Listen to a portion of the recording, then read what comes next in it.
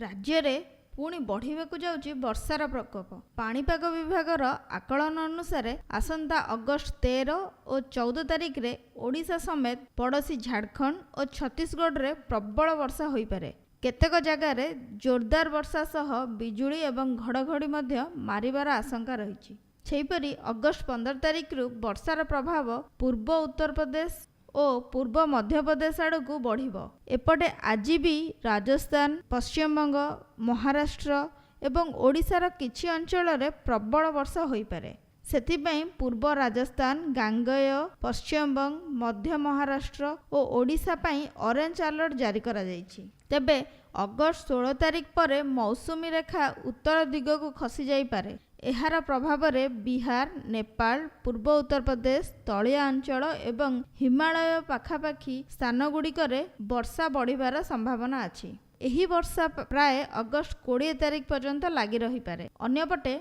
पश्चिम मध्य एवं दक्षिण भारतर अनेक जगार अगस्ट 16 परठारु मौसुमी प्रभाव कमिजिब।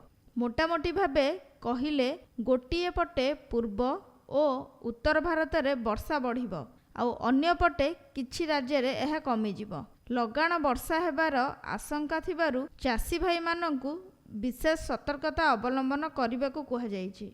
बिलरु बड़का पानी बाहर करिबा परे व्यवस्था करिबा सह फसल और कृषि जंत्रपाती को सुरक्षित जगार रखिबाकु परामर्श दिया जायछि। एहा सहित झड़ तोफान बा बिजुली मारिबा समय रे गृहपालित पशु माननकु मध्य निरापद स्थान को नै जिबा उचित। तेणु आसंता किछि दिन ओडिशा समेत समग्र पूर्व भारत पई बहुत गुरुत्वपूर्ण। बंगोपसागर रे सृष्टि होबाकु थिबा नुआ लघुचाप केते घनीभूत हेउची एवं एहार गतिपथ केमिति रहुची ताहा ऊपर ही आगुकू केते वर्षा हबो ताहा निर्भर करूची। Bureau report, NTV।